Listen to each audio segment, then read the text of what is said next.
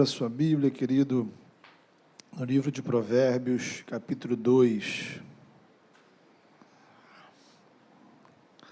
Provérbios, capítulo de número 2. A gente vai ler a partir do versículo 1.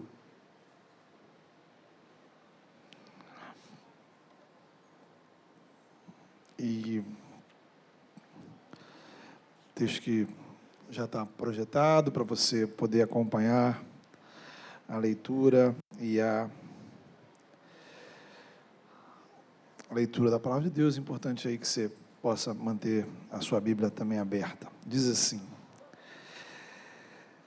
Meu filho, se você aceitar as minhas palavras e guardar no coração os meus mandamentos, se der ouvidos à sabedoria e inclinar o coração para o discernimento, se clamar por entendimento e por discernimento gritar bem alto, se procurar a sabedoria como se procura a prata e buscá-la como quem busca um tesouro escondido, então você entenderá o que é temer o Senhor e achará o conhecimento de Deus, pois o Senhor é quem dá a sabedoria. De sua boca procedem o conhecimento e o discernimento. Ele reserva a sensatez para o justo, como um escudo protege quem anda com integridade, pois guarda a vereda do justo e protege o caminho de seus fiéis. Então você entenderá o que é justo, direito e certo, e aprenderá os caminhos do bem, pois a sabedoria entrará em seu coração, e o conhecimento será agradável à sua alma. O bom senso o guardará e o discernimento o protegerá. A sabedoria o livrará do caminho dos maus, dos homens de palavras perversas, que abandonam as veredas retas para andarem por caminhos de trevas. Têm prazer em fazer o mal, exultam com a maldade dos perversos, andam por veredas tortuosas e no caminho se extraviam. Amém. Queridos, iniciamos hoje, nesse domingo, mais uma série de mensagens, e essa é intitulada A Sabedoria que Você Precisa. Então, nessa série nós estaremos refletindo sobre os livros de Provérbios e Eclesiastes. Dois livros que são representantes da chamada literatura de sabedoria da Bíblia. O livro de Jó também faz parte desse conjunto. Agora, Provérbios e Eclesiastes trazem as características principais desse tipo de literatura, desse movimento da sabedoria. Então, antes da gente entrar no texto de hoje, vamos fazer assim um panorama geral para você se situar no assunto e a gente assim iniciar a nossa série. Então, a humanidade, ao longo dos séculos, foi adquirindo conhecimento. Dos diferentes povos e culturas, esse conhecimento vinha da observação da vida, da natureza, das experiências, do intercâmbio cultural com outros povos. O tempo vai passando, esse conhecimento vai aumentando, vai sendo acumulado. Novos conhecimentos são construídos a partir dos antigos. E as pessoas iam meditando, estudando, guardando e transmitindo esse conhecimento às novas gerações. O grupo responsável por fazer isso era o chamado grupo dos sábios, geralmente as pessoas mais idosas da comunidade, os mais experientes. E no povo de Israel não foi diferente. Só que havia um detalhe que os destacava, digamos assim. Esse processo de acúmulo de sabedoria, de observação, de reflexão em Israel, trazia as marcas da fé em Deus. Por quê? Porque aquele era o povo escolhido do Senhor. O povo que Deus fez aliança, o povo que Deus tirou do Egito, o povo que Deus se revelou, o povo que adorava a Deus, povo que constantemente era exortado à obediência por meio dos profetas. De forma que a sabedoria em Israel não vinha apenas de uma observação da natureza, ou dos acontecimentos da vida, ou da interação com outros povos, mas da revelação de Deus, do estudo da palavra, da experiência que eles tinham em relacionamento com o próprio Deus. Então essa sabedoria natural, essa sabedoria popular, social, cultural, ela era filtrada, ela era temperada com a perspectiva da fé no Senhor. Por isso, a sabedoria bíblica não é meramente produto da inteligência humana, é uma reflexão espiritual sobre a realidade da vida. Então, não são as conclusões de uma mente brilhante, de um grande pensador ou filósofo. É uma reflexão conduzida pelo próprio Deus. Por isso, esses textos fazem parte da Escritura. Palavra de Deus, nossa regra de fé e prática. O que temos aqui é a sabedoria que Deus deu ao povo. E, do ponto de vista da história do povo de Israel, foi possivelmente ali, durante o reinado de Salomão, que esse movimento de sabedoria alcança o seu momento mais importante. Os sábios foram incentivados, a produção de conhecimento estimulada. A história bíblica vai nos dizer, por exemplo, que em certa ocasião Deus oferece a Salomão a possibilidade de pedir qualquer coisa, qualquer bênção. Imagine você, Deus chega para você e diz: olha, o que você quiser, eu te darei. O que você pediria? Qual seria a bênção que você pediria ao Senhor? Salomão pede apenas por sabedoria. Por isso, esses textos são todos atribuídos a Salomão como uma espécie de homenagem. Não quer dizer que ele escreveu pessoalmente cada palavra. Certamente ele escreveu muitas. Inspirou o conteúdo de outros. Mas, possivelmente durante seu reinado, que esse movimento começa a reunir essa sabedoria em textos. E os próprios sábios são reunidos, treinados, como uma espécie de conselheiros do rei. Então, isso tudo é uma história para você se contextualizar, né? Para você entender onde a gente está pisando. Mas é muito interessante a gente captar a beleza dessa parte das Escrituras que muitas vezes nós ignoramos. Observe que há pessoas, né, que pensam que o conteúdo da Bíblia só tem valor dentro da igreja, ou naquela área da sua vida, da vida espiritual, do relacionamento com Deus. Então você precisa da Bíblia para quê? Você precisa da Bíblia para ir para o céu. A sua vida aqui na terra, a Bíblia não tem valor. Então, se você precisa de conhecimento para liderar uma equipe no trabalho, para criar seus filhos, para tomar uma decisão financeira, para superar uma crise, desenvolver a sua inteligência emocional, pensar sobre a sua sexualidade, certamente a Bíblia não serve para nada disso. Você vai procurar livros profissionais especializados nessas áreas. Qual seria a opinião dos seus amigos sobre esses assuntos? Será que a gente tem algum tipo de vídeo no YouTube sobre isso? Claro, né? Ante tudo, em primeiro lugar, o que devemos fazer é consultar o Google. Só que nada disso é a perspectiva do Evangelho.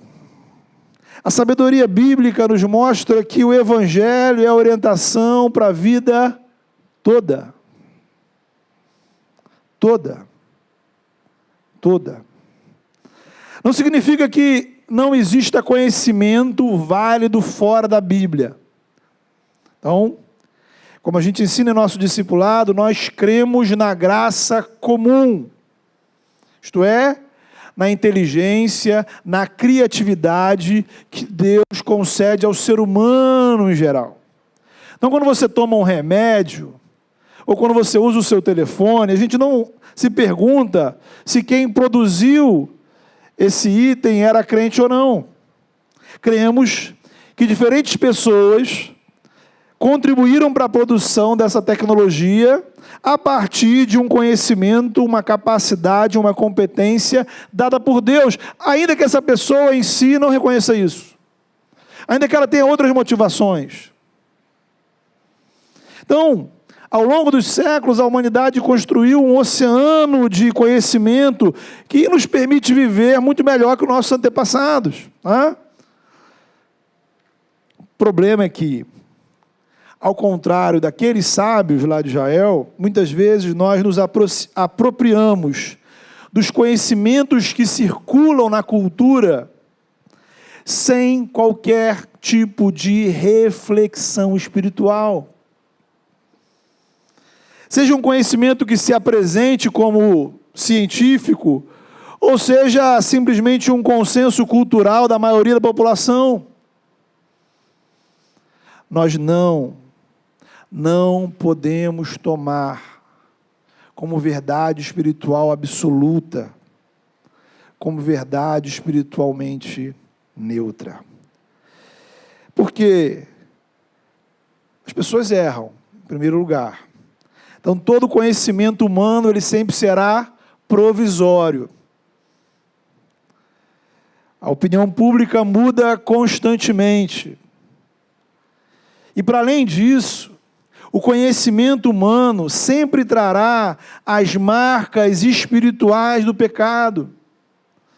Então, é comum hoje a gente falar de problemas sociais que são estruturais, né? Falamos do racismo estrutural, do machismo estrutural, e precisamos falar do pecado estrutural, que está em todas as reflexões, sempre. Às vezes de forma muito sutil, às vezes de forma escancarada. Note bem, isso não é a gente achar que por detrás de cada tecnologia, notícia ou acontecimento, você precisa ficar procurando algum tipo de teoria da conspiração para explicar o verdadeiro significado daquilo. Não, nada disso. É simplesmente você achar, entender, reconhecer que as pessoas mais bem intencionadas, sinceras, são pecadoras. E elas não deixam de ser, mesmo quando elas fazem coisas que nos beneficiam. Então o pecado atinge o coração do pastor, como do professor, do engenheiro, do policial, do médico, do político. Os comerciantes, psicólogos, advogados, jogadores de futebol são tão pecadores como eu e você. Então, não há profissão nem profissional, não há área do conhecimento que sempre será produzido pelo ser humano que não vai trazer as marcas do pecado. O que nos leva a algumas conclusões iniciais. Em primeiro lugar, o Evangelho conforme revelado em Jesus e nas Escrituras, irmãos, será sempre o nosso filtro. O filtro espiritual para a gente avaliar, discernir o que é sabedoria de Deus ou não. Então veja, a gente tem dois grandes grupos na sociedade, né? Dois tipos de pessoas, generalizando naturalmente. Há aqueles que aceitam tudo como verdade.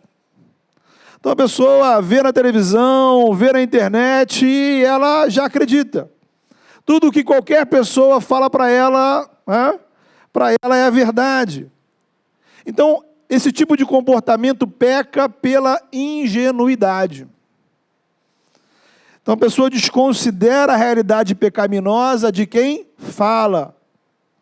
Deixa de avaliar o conteúdo em si por meio do Evangelho, né? Então, muitos jovens e adolescentes hoje em dia entendem que o TikTok é a forma suprema de sabedoria. E a pessoa ouve, vê e consome, e coloca em prática, sem reflexão. Agora, há o outro lado, o outro extremo, são aqueles que desconfiam de tudo, de todos. Então a pessoa, ela vive num profundo ceticismo, crítica, quase cínica. E o erro dessa pessoa é confiar demais no seu próprio julgamento. Então, ela se acha em condições de avaliar e julgar as intenções e ações de todo mundo. E no filtro da cabeça dela, está todo mundo errado. Por não usar o filtro do Evangelho, essa pessoa também deixa de perceber a verdade, a bondade e a beleza que Deus manifesta nesse mundo. É um coração que só enxerga trevas. Falta a luz da graça. Quando seus olhos são maus, tudo que você enxerga é mal. Então, qual é o filtro, irmãos? Em primeiro lugar, qual é o filtro que a gente precisa usar para avaliar a vida, para avaliar você mesmo, para avaliar o que é produzido, para avaliar o que circula na sociedade, dentro da igreja, fora dela? O filtro é o Evangelho, o filtro é a palavra de Deus. E aí a gente vai discernir o que é bom e o que é mal. Porque há coisas que são boas e há coisas que são ruins. E há coisas boas e ruins dentro e fora da igreja, dentro e fora do cristianismo. Em segundo lugar, a literatura da sabedoria nos ensina que encontramos na Escritura ensinamentos práticos que se aplicam, de fato, a todas as áreas da nossa vida. Veja, a Bíblia não trata apenas de doutrinas complicadas. Ela lida com o nosso dia a dia. Então, assim, uma pequena amostra de alguns conselhos que a gente encontra no livro de Provérbios. Vai dizer lá: o Senhor repudia balanças desonestas, mas os pesos exatos lhe dão prazer. Outro: quando vem o orgulho, chega a desgraça, mas a sabedoria está com os humildes. O homem que não tem juízo ridiculariza o seu próximo, mas o que tem entendimento refreia a sua própria língua. Quem se nega a repreender seu filho, não o ama. Quem o ama, não hesita em discipliná-lo. Outro: preste atenção na formiga, preguiçoso. Reflita nos caminhos dela, seja sábio. Então, veja, assuntos que dizem respeito a questões do nosso dia a dia, do nosso cotidiano. Então é óbvio que a Bíblia não vai tratar de todas as áreas do conhecimento humano, no sentido de você procurar na Bíblia alguma resposta sobre do seu problema de física, de química, de matemática. Agora, seja lá qual for a área, o trabalho, a profissão, né? Então, os astrônomos, os neurocientistas, os linguistas, os juristas, todo profissional, antes de ser um profissional, é um ser humano. Continua sendo humano. Todo conhecimento produzido por profissionais é um conhecimento humano. Todas as iniciativas, conclusões, afirmações, trabalhos, atividade humana. Ora, é disso que trata o Evangelho. Sabedoria de Deus para seres humanos. Ainda não temos o Evangelho para os marcianos. Seres humanos, com corações humanos, que enfrentam problemas humanos.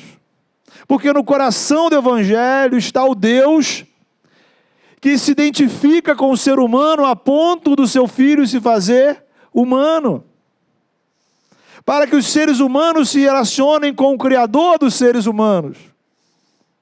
No mundo que Deus criou para os seres humanos. para que a gente possa se relacionar com outros seres humanos, também criados à imagem e semelhança do Criador. Terceiro lugar, a sabedoria bíblica, ela vai aparecer às vezes, irmãos, na forma de mandamentos, às vezes na forma de princípios. Então você vai encontrar na palavra de Deus exortações do tipo: não cobiçarás, não matarás, não furtarás, não adulterarás. Imperativos, mandamentos. Então, são práticas que não agradam ao Senhor em qualquer situação, não há exceções. Está claro o que você tem que fazer. Mas às vezes você vai ter princípios do tipo: amarás o teu próximo como a ti mesmo. E aí você vai se perguntar, refletir: ora, o que significa na prática eu amar o meu próximo como a mim mesmo? Até onde eu devo ir nesse processo de amar o meu próximo? Será que há uma diferença entre os próximos mais próximos dos próximos mais distantes? Então a Bíblia não vai responder para você isso diretamente. Você vai precisar refletir na palavra, em Deus, em oração. Assim também quando vai dizer: buscai, pois, o reino de Deus em primeiro lugar. O que significa na prática buscar o reino de Deus em primeiro lugar? Todas as coisas me são lícitas, mas nem todas me convêm. E aí, o que é lícito, o que convém, quando não convém? O que convém a mim, convém a você, o que convém a você, convém a mim? Seja a paz de Deus o hábito do vosso coração. Como aplico esses princípios? Então, você precisa ler a Bíblia, orar, meditar, refletir, para pensar no que o Evangelho como um todo tem a dizer sobre isso. O que nos leva a uma outra observação, uma quarta observação, que vale aqui para Provérbios e Eclesiastes, mas para a Bíblia toda, especialmente para o Antigo Testamento. A sabedoria de Deus para as nossas vidas está esparramada, irmãos, em 66 livros na Escritura. E todos eles têm como centro a vida e obra de Jesus Cristo. Isso quer dizer que nenhuma parte da Bíblia possui isoladamente toda a verdade de Deus sobre um assunto. Então, você vai encontrar, por exemplo, em Provérbios o seguinte conselho: o que encobre a transgressão adquire amor, mas o que traz o assunto à tona, é o conhecido jogar no ventilador, separa os maiores amigos. Em outras palavras, ele está dizendo o seguinte: há situações que, em prol da amizade, eu preciso perdoar os erros do meu irmão, deixar para lá, seguir em frente. A pergunta que precisamos fazer é: será que esse é o único conselho que a Bíblia tem sobre esse assunto? Será que não é momento que precisamos confrontar as pessoas que amamos com seus erros? Será que pode não existir um erro tão grave e sério que mesmo justifique o fim de uma amizade? Então, veja, não é que o conselho de Provérbios esteja errado. A questão é que ele não é tudo o que a Bíblia diz a esse respeito. É uma característica do livro de Provérbios, especialmente, pensamentos, conselhos práticos, curtos, que funcionam bem em certas situações, mas não em todas. São como dicas ancoradas no conhecimento, na sabedoria inspirada pelo próprio Deus. Esse tópico, irmãos, é muito sério. Muito sério. Por quê? Porque a falta de atenção a ele cria uma série de problemas nas igrejas em geral. Porque as pessoas pegam uma parte da Bíblia, fazem daquela parte a sua lei, sem considerar outras partes da Escritura que muitas vezes dizem exatamente o contrário. E aí, A gente precisa pensar, refletir que um cristianismo saudável é aquele que possui uma teologia, uma doutrina, um ensinamento que é construído a partir da Bíblia, da Escritura como um todo, a partir do centro, que é Jesus Cristo, e não em partes isoladas da Bíblia. Infelizmente, é o que a gente vê acontecer por aí nas teologias das redes sociais. Você assiste um vídeo de 30 segundos sobre um assunto qualquer e, de repente, você assume aquela doutrina, aquela teologia como a sua. Pronto. Isso aqui agora é o que eu penso. E veja, não é que necessariamente aquele corte esteja errado. A questão não é essa. A pergunta é, essa é toda a verdade de Deus sobre esse assunto? Será que ao longo da história da igreja, 2000 anos de cristianismo, ao redor do mundo, alguém já parou para refletir sobre esse ponto? Quais foram as conclusões? Quais foram as dificuldades enfrentadas? Então, uma espiritualidade saudável não pode escolher apenas as partes preferidas da Bíblia, né? Então, eu quero aquela parte da Bíblia que não fale do meu pecado.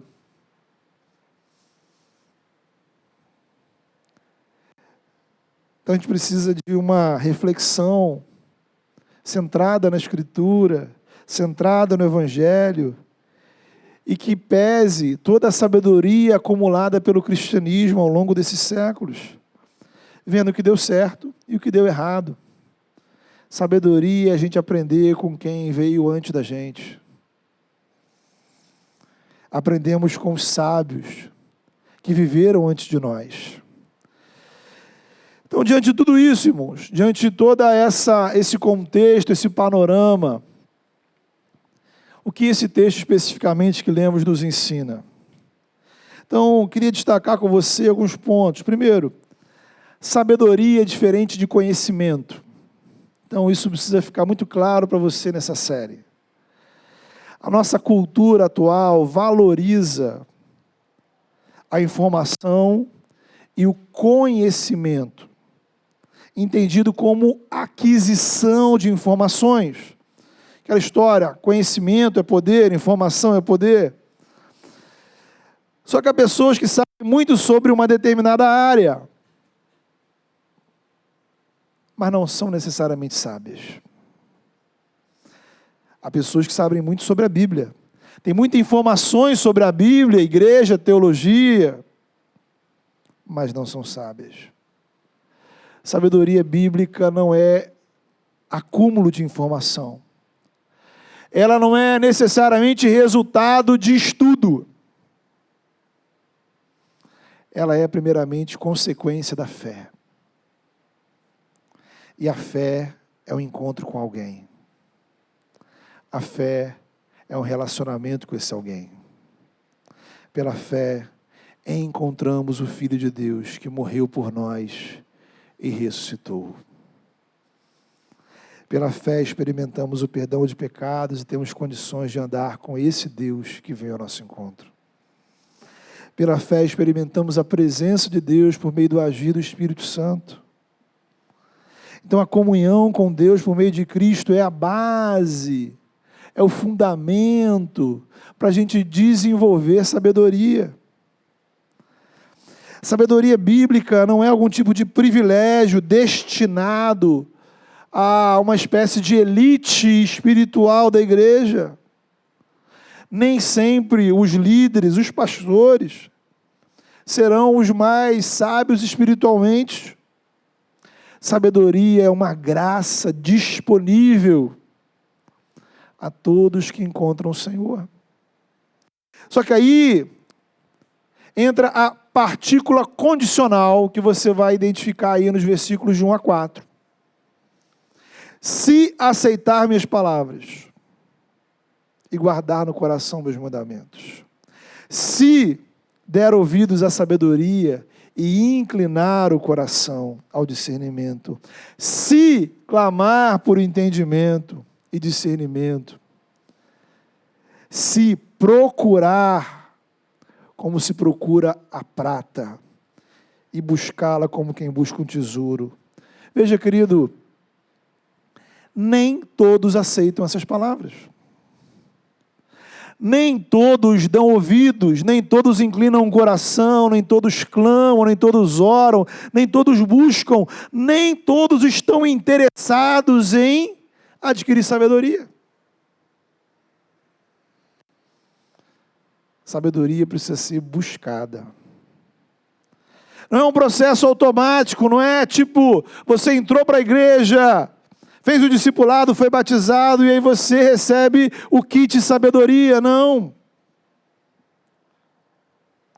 Sabedoria precisa ser desejada e buscada com empenho. Precisamos buscá-la como quem busca o tesouro. Provérbios vai várias vezes repetir esse tema. A sabedoria mais valiosa do que qualquer quantia financeira. Porque a falta de sabedoria pode nos levar à ruína. Quando as pessoas construíram muito a partir do pouco. E quantas que tinham muito e acabaram com nada. O problema não é a falta de recursos, mas a falta de sabedoria que pode arruinar a sua vida financeira. E não só. Casamentos são arruinados, não por falta de amor, falta de sabedoria. Ministérios chegam ao fim, não por causa de fé ou falta de dedicação, falta de sabedoria. Amizades chegam ao fim, não é porque acabou a afinidade, falta de sabedoria.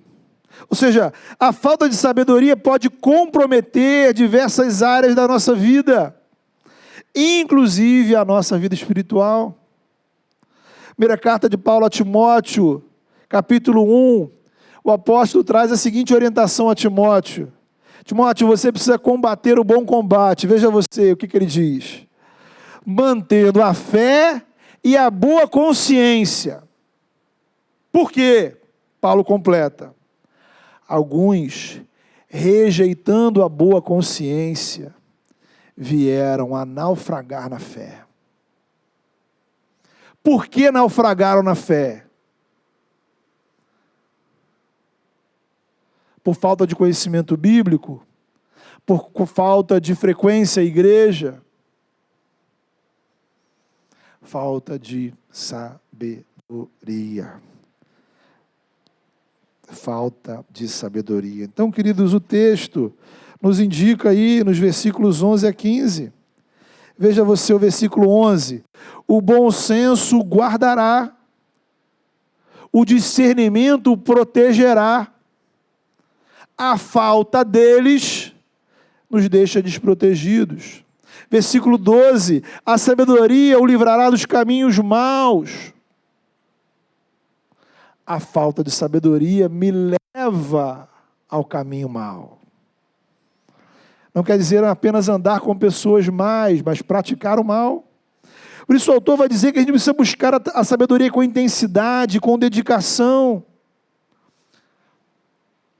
No capítulo 3 ele vai dizer, como é feliz a pessoa que acha a sabedoria, pois a sabedoria é mais proveitosa do que a prata, rende mais lucro do que o ouro, ela é mais preciosa que os rubis, nada que você possa desejar se compara a ela. Então veja, essa busca por sabedoria pressupõe humildade. Os arrogantes, os soberbos não buscam sabedoria. O que já revela que a arrogância e a soberba é uma estupidez. E aqui a gente tem dois ciclos, irmãos. Um ciclo virtuoso e um ciclo vicioso. O virtuoso é o da humildade, que me leva a buscar mais sabedoria. Então, quanto mais sábio, mais eu reconheço as minhas limitações. A pessoa que mais entende a sua fraqueza é o mais sábio. E por mais entender a sua fraqueza, mais entendimento ela vai buscar. Porque ela é humilde. Então, em certo sentido, é como o ciclo da graça, o ciclo do Evangelho. Você reconhece os seus pecados, é por isso que você vai aos pés de Jesus. A experiência da graça te leva à dependência de Deus e o entendimento que você precisa mais dele. É o que a gente experimenta na ceia. Então a gente regularmente é convidado a lembrar o quê? Dos nossos pecados. Quanto mais pecador eu me entendo, mais eu me emociono com a graça de Deus. Quanto mais eu entendo a miséria, a radicalidade, a profundidade do meu pecado, mais a graça de Deus constrange o meu coração. Mais eu preciso do Evangelho, mais fome do Evangelho eu tenho. Agora, o inverso é o ciclo vicioso do pecado. A falta de humildade te impede de buscar sabedoria. Você acha que não precisa. Você já tem o bastante. A sua mente te basta, o seu coração te basta, suas convicções te bastam. Quanto menos sabedoria buscar, menos sábio você vai ser. Mais a ignorância reinará no seu coração. Por isso o Provérbios nos aconselha: não seja sábio aos seus próprios olhos. Não se apoie em seu próprio entendimento. Então, por fim, irmãos, eu quero destacar algo que, a essa altura, deve estar óbvio para você, né? Essa sabedoria que ela é mais lucrativa que o ouro, que deve ser buscada com intensidade, que nos protege, nos livra dos caminhos maus, ela deve ser buscada onde? Em Deus. Versículo 6, o Senhor é quem dá sabedoria, da sua boca procedem o conhecimento e o discernimento. Lá no Novo Testamento, Tiago vai dizer para a gente, se algum de vocês tem falta de sabedoria, peça a Deus, que a todos dá livremente, de boa vontade. Precisamos buscar sabedoria em oração. Qual foi a última vez que você orou pedindo a Deus, Senhor, me dê sabedoria? Sabedoria para melhor gerenciar a minha vida. Sabedoria para melhor conduzir a minha vida na igreja. Sabedoria para melhor gerenciar os meus estudos. Sabedoria para melhor gerenciar o meu tempo. Sabedoria para gerenciar minha vida profissional. Sabedoria para gerenciar minha família, meus relacionamentos, minhas emoções. Agora, essa sabedoria, que não é um pacote fechado, você não vai orar hoje, amanhã acordar a pessoa mais sábia do mundo.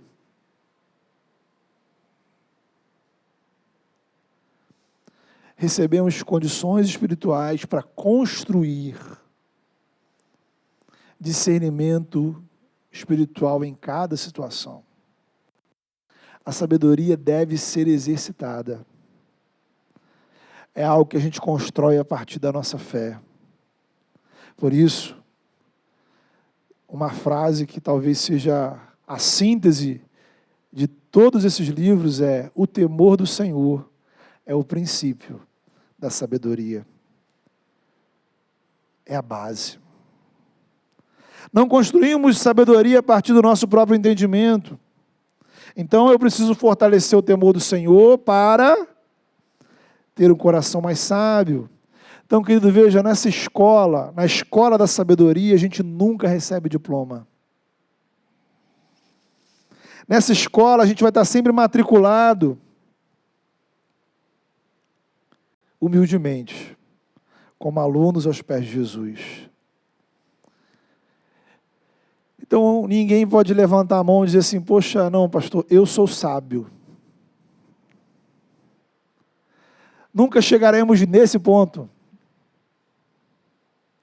Mas podemos sim estar trilhando o caminho da sabedoria, de modo que tenhamos decisões mais sábias, atitudes mais sábias, palavras mais sábias.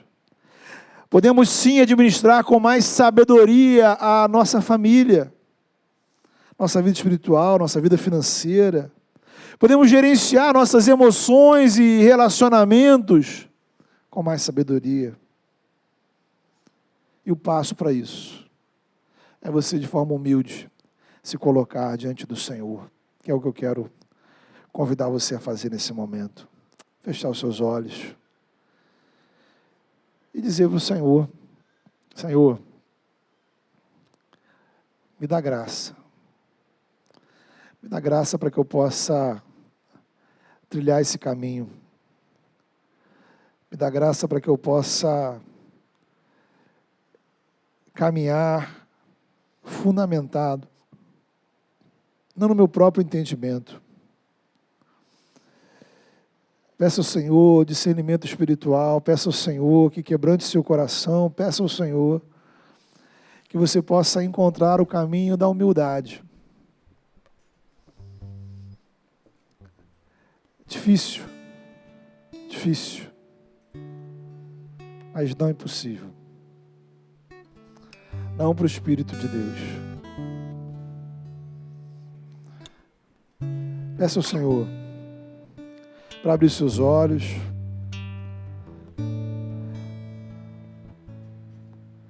para que você possa ter, de fato, um caminho mais humilde, de mais dependência, de mais quebrantamento.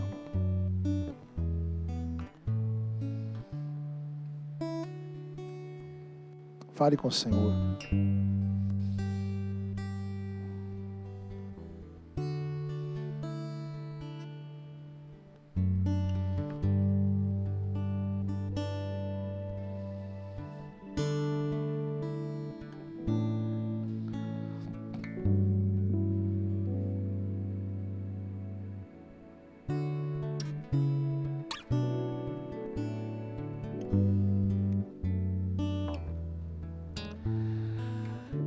Senhor, nessa hora,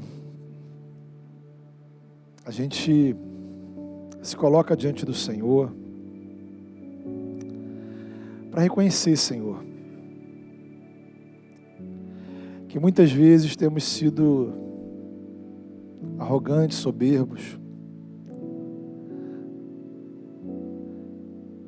Muitas vezes não temos assumido essa posição de humildade diante do Senhor.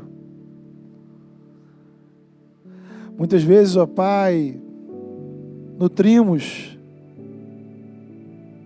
opiniões, conclusões, fazemos escolhas, adotamos posicionamentos, comportamentos, seguimos caminhos, ó Deus, sem considerar, Senhor, a Tua vontade, sem considerar a Tua palavra, sem considerar o Evangelho. Perdoa-nos, ó Pai. Perdoa-nos. Quantas vezes, ó Pai, temos nos acomodado com o que temos, ó Deus, com o que sabemos. Quebranta-nos, ó Deus. Leva-nos a um coração mais humilde. Leva-nos a um coração mais dependente do Senhor. E abre os nossos olhos. E nos ajuda a buscar no Senhor, na Tua palavra, no Evangelho. E a construir, Senhor, uma visão mais sábia, Senhor, a respeito da vida. Porque a sabedoria do Senhor, ó Pai, tem a ver com todas as áreas da nossa vida. Ajuda-nos, ó Pai, a termos sabedoria, Senhor, do céu, nos desafios que temos no dia a dia, escola, trabalho, família, amigos, questões pessoais, emoções, sentimentos. Dá graça, Senhor. Dá-nos, ó Pai, confirmação no nosso coração da Tua vontade. diante de um universo tão imenso, Senhor, de informações, de influências.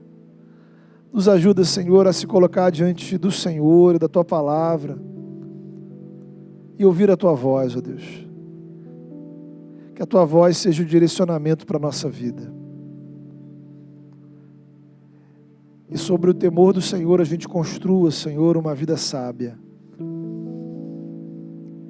Uma vida que será sempre incompleta, porque sempre precisaremos voltar a esse lugar da humildade, que busca aprender, que busca entender, que busca seguir a direção do Senhor.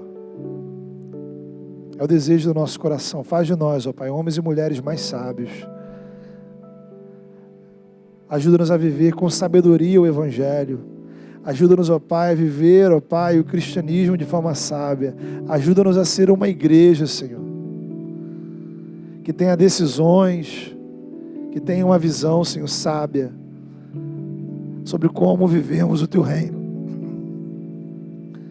Nesses dias, nesse lugar, em nome do Teu Filho Jesus. Amém.